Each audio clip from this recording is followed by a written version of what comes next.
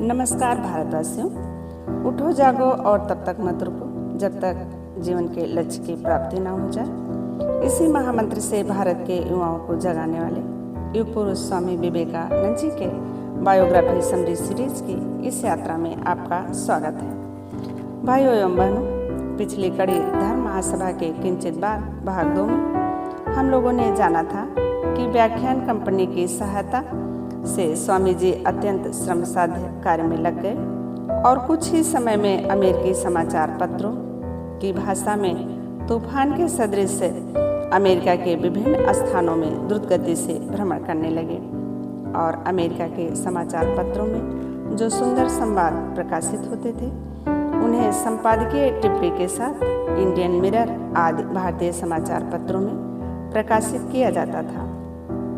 तब भारतवासियों को समझने में देर न लगी कि स्वामी जी विजय का संवाद जो है वो पूरी तरीके से प्रामाणिक है और उन्होंने हिंदू धर्म को समुचित ढंग से पाश्चात्य जगत के सम्मुख प्रस्तुत किया है।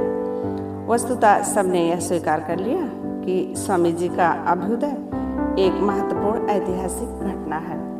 भाइयों एवं बहनों, आज की इस कड़ी में हम जानेंगे स्वामी जी डिट्रॉयट में संयुक्त राज्य के उत्तरी अंचल में इरी झील के तट पर तथा शिकागो के उत्तर में स्थित डिट्रॉयट अब अमेरिका तथा विश्व का एक बृहद औद्योगिक महानगर बन चुका है।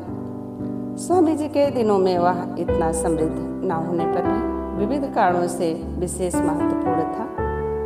उन दिनों वहाँ मोटर गाड़ी के कारखाने न होने पर भी अन्य उद्योग स्थापित थे और नित्य नए उद्यम प्रारंभ होने से क्रमशः उसके महत्व में भी वृद्धि हो रही थी। इसके साथ ही संयुक्त राज्य के सभी प्राचीन तथा नवीन प्रकार के विचारों का सम्मिश्रण तथा घात प्रतिघात वहाँ चल रहा था।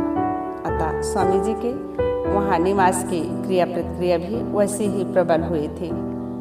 महासभा के पश्चात जैसे सर्वोच्च ख्याति उन्होंने यहीं पर अर्जित की थी, वैसे यहीं पर विरोधियों की समालोचना और विरोधियों की जो समालोचना थी वो और प्रबलतम और भयावह हो उठी थी। वस्तुतः डिट्रॉयट के उनके दिन विशेष रूप से स्मरणीय हैं। यहाँ पर वे कई बार आए थे और प्रति बार ही शत्रुओं तथा मित्रों की संख्या में वृद्धि होते हुए अंततः विजय टीका स्वामी जी के ही ललाट पर शोभित हुई थी। वैसे धर्म महासभा में भी विरोधियों ने सिर उठाने का प्रयास किया था। 13 फरवरी 1894 ईस्वी को जब स्वामी जी ट्रेन से डिट्रॉयट में उतरे तब वहाँ बर्फानी तूफान चल रहा था। स्वामी जी के आगमन के पूर्व डिट्रॉयट फ्री प्रेस नामक समाचार पत्र में प्रकाशित घोषणा में लिखा था, विश्व में लेके सर्वाधिक लोकप्रिय प्रतिनिधियों में एक थे स्वामी विवेकानंद। महासभा में बिना किसी नोट की सहायता से विशुद्ध अंग्रेजी भाषा में बोलकर उन्होंने अपने आप को श्रेष्ठतम वक्ताओं में से अन्यतम प्रमाणित किया। उनका उच्चारण इतना मधुर होता था कि अनेक श्रोताओं के मतानुसार यदि उनके अर्थ भी नहीं समझ में आते थे तो संगीत के रूप में उनका रसास्वादन किया जा सकता था। महासभा के पश्चात उन्होंने अनेक नगरों तथा महानगरों में विराट जनसभाओं को संबोधित किया और उनकी आकर्षण शक्ति तथा किसी भी विषय को प्राणवंत एवं आलोकित कर देने की जो पद्धति थी सभी श्रोता एक मत से प्रशंसा करते हैं। भारत के रीति रिवाज, हिंदू धर्म और मनुष्य का दिव्यत्व स्वामी जी के इन 3 व्याख्यानों के विषय में 18 फरवरी के डिट्रॉयट ट्रिब्यून में लिखा कि यह बड़ा ही शुभ लक्षण है कि ईसाई लोग अपने धर्म के अतिरिक्त अन्य धर्मों के बारे में भी सुनने को तैयार हैं। यह एक बड़ी आशाजनक अवस्था है जब एक प्रतिष्ठित ईसाई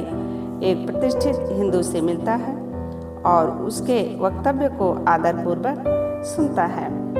कहा जा सकता है कि शिकागो की धर्म महासभा ने धर्मनिष्ठा के इतिहास में एक नए युग का सूत्रपात किया है।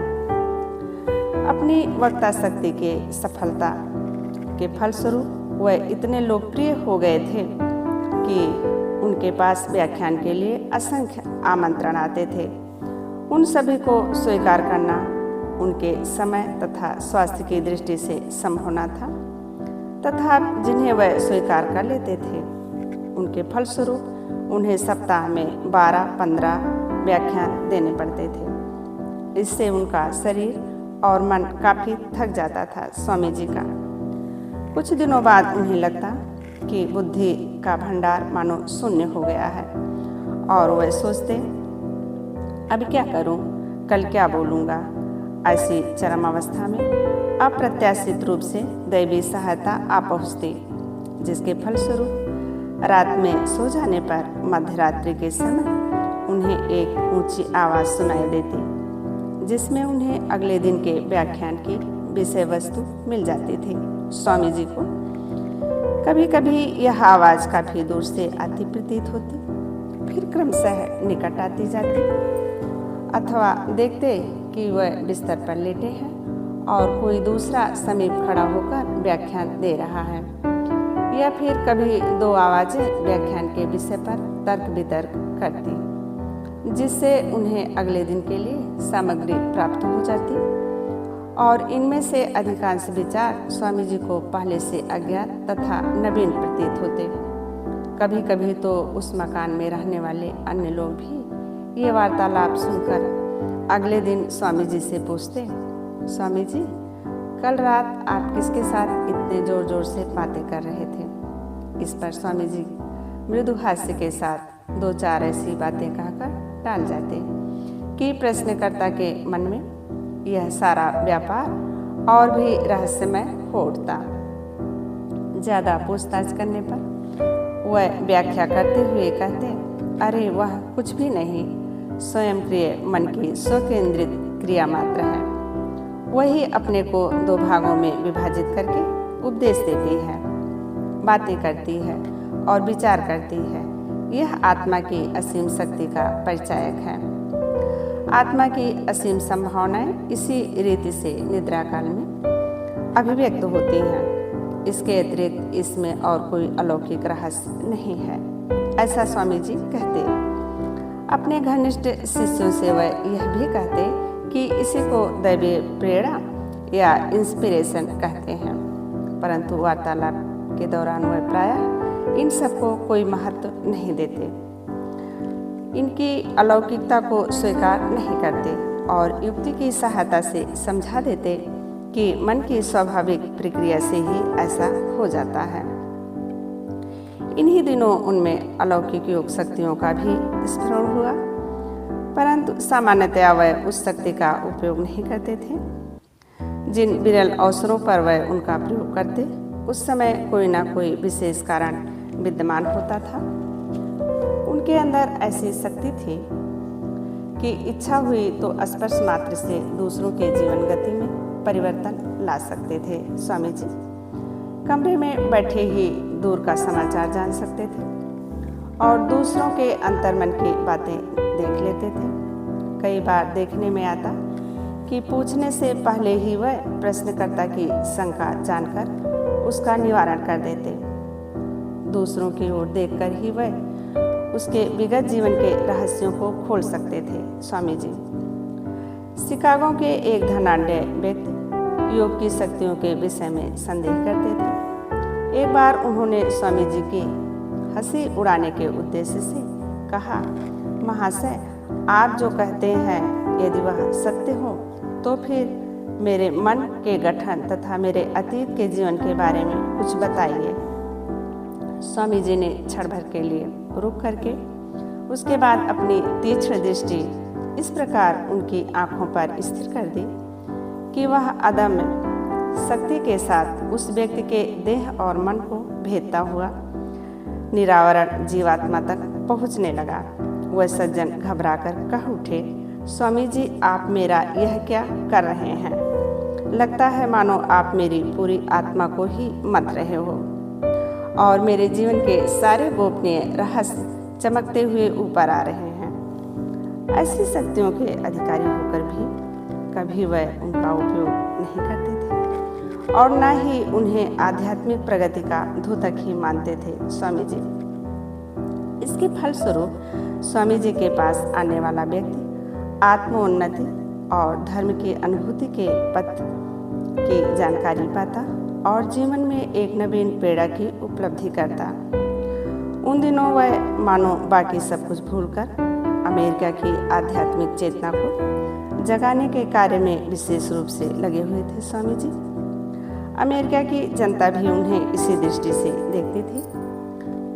अमेरिका के लिए वह साधु थे, महापुरुष थे और अमेरिका को भारत का श्रेष्ठतम एवं मंगलमय अवदान थे, यानी वरदान के रूप में अमेरिका उन्हें मानते थे।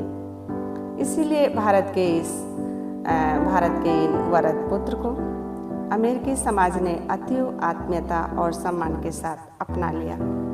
भाइयों एवं बहनों, आज की कड़ी में बस इतना ही। क्रमशः अगली कड़ी में हम जानेंगे युगनायक स्वामी विवेकानंद जी के अमेरिका के पूर्वांचल में नार्दम्पटन डेली हेराल्ड न्यूज़पेपर में निकला कि 6 अप्रैल 1894 ईस्वी में छपा कि अपनी नारंगी रंग की भव्य पगड़ी से सुशोभित तथा बौद्धिक एवं नैतिक सभी विषयों पर अपने प्रगतिशील मतों के लिए विख्यात स्वामी विवेकानंद जी बोस्टन आ रहे हैं, जिसे हम क्रमशः अगली कड़ी में विस्तार से जानेंगे।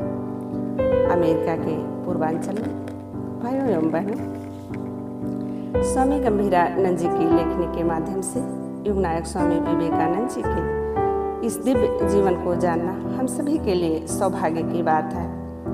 यदि आप युगनायक की इस अमृतमयी ज्ञान यात्रा में हमारे साथ बने रहना चाहते हैं तो कृपया इस चैनल को सब्सक्राइब करिए और आइए हम सब मिल करके उनके विचारों को जन जन तक पहुँचाएँ। हाँ, लाइक एवं कमेंट्स करना ना भूलें। जय हिंद, जय भारत।